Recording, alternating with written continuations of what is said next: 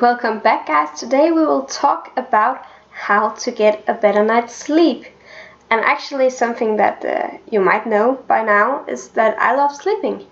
And I know a lot of people who do the same actually.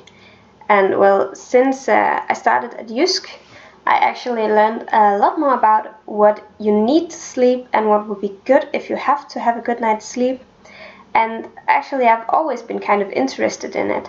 It's if you could say it like that, it's the foundation of how your day and how your life is going to turn out. So sleeping is really essential to how you end up and how your mood ends up for the day. Actually, if you get a bad night's sleep, you end up being tired and less productive simply because your brain can't follow with what's actually happening. It can go right to your emotions actually, so you'll end up being not just tired but maybe sad, maybe angry. I at least feel both really tired and really sad. Also a bit angry when I don't get enough sleep, and it actually could end up with an overreaction, not just on your part, but maybe on some other's part. Your family, if you sit down at the table with them and you end up maybe bickering a little at them, and they get angry too.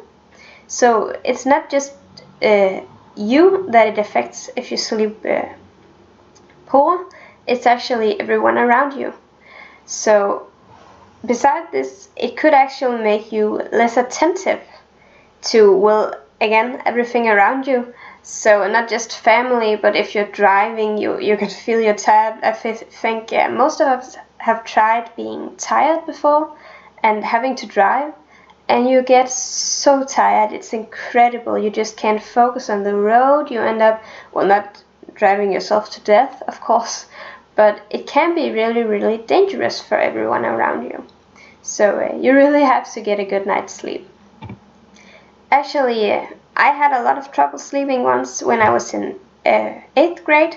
That's when I had my Great Depression, and I had a lot of trouble with it. So I actually, well, I saw a doctor, of course, and I got some medicine for it. So if you maybe got sleeping troubles because of some mental problems, you might want to see a doctor too, of course, if you're not already seeing one.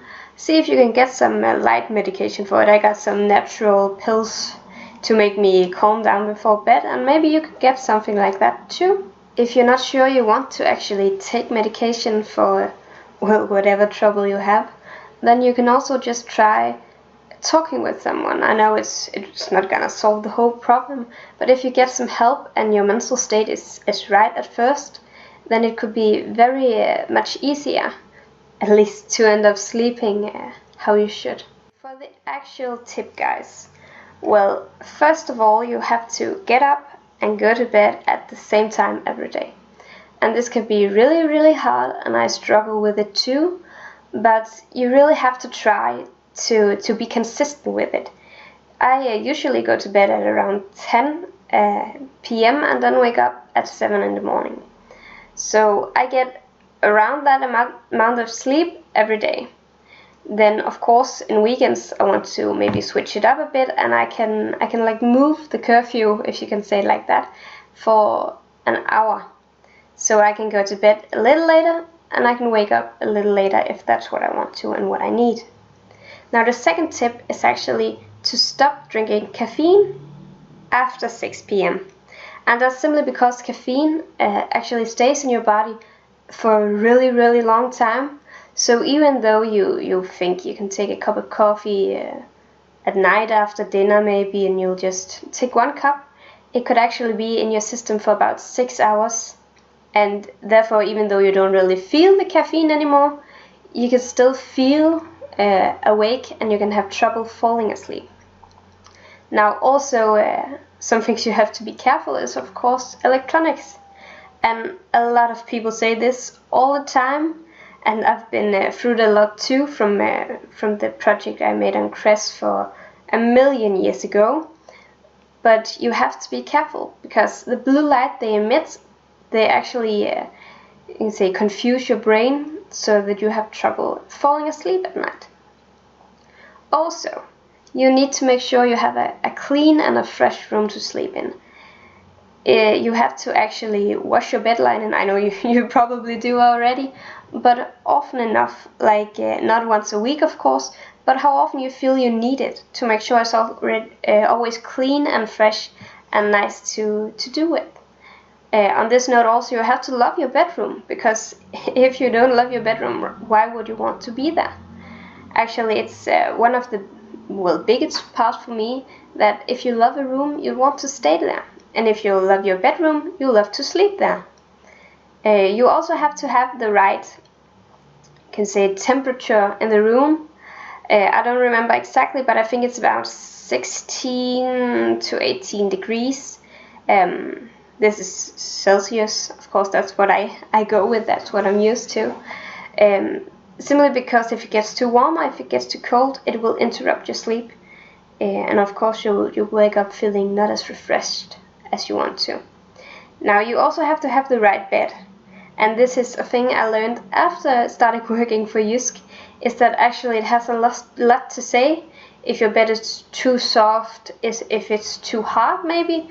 Right now we are laying on a bed that has no legs, so it's really tough to get up from it and to get down in it, so you really don't want to spend time in it. Often you can go to these shops that sells bed, and they can probably help you a lot with exactly finding the bed you need.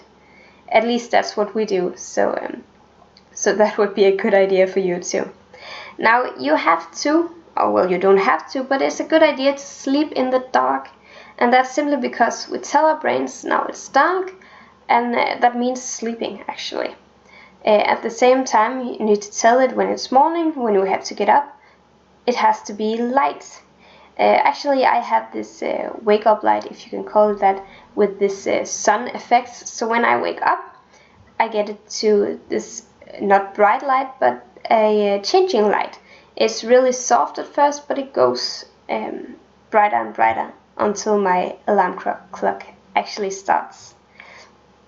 Besides this, I think at least it's a good time to only use your bed for bed-like activities. That means you have to sleep in there, of course, and you can have sex in there.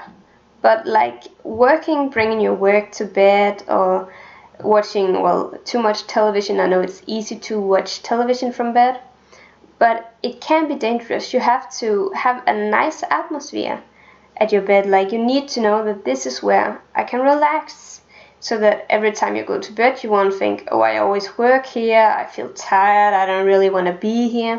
But you have to have a nice feeling about it. Also, I know I talked about this, you have to get up and go to bed at the same time and so on. There's a lot of rules for what you have to do, but it's okay to break habit once in a while. Actually, if your friends invite you for coffee or dinner or out to a party, you can say yes. You don't have to say no. You just have to have fun. And as long as you know you can get into the routine again, and you know you can be happy and content in what you're doing, then that's fine. There's no problem in that at all. Now also, you need to not sleep in the middle of the day. And this is one I feel is a little hard, because usually when I get home from work, I'm really tired and I just want to sleep. But I know if I'll sleep in the day, I'll end up not being able to sleep in the evening, simply because I'm too tired because I slept. And that sounds really, really stupid. Normally if you sleep, you'll get refreshed. But if I sleep in the middle of the day, I'll just end up even more tired than I was already. Now also, I know I said caffeine before. No caffeine. But also, please be careful with alcohol and sugar. You don't have to eat or drink any of that in your daily life, because they affect your blood sugar and the way your brain works, if you can say it. Caffeine gets you going. The same with candy and with alcohols actually. And that also mean you have to, of course, no drugs. That's pretty easy to tell, but please be careful with whatever you consume actually, especially at night. And the last thing is actually that you can try to air out It usually helps me, at least, keeping the bedroom fresh, just like you need to love your bedroom and you need to have a fresh linen. You also need to air out to get some fresh air into there. Now, I hope some of these tips will help some of you. They indeed help me, and I try to live by them as good as I can. And I really hope you'll sleep better after this. So I hope you all have a happy life, one day at a time.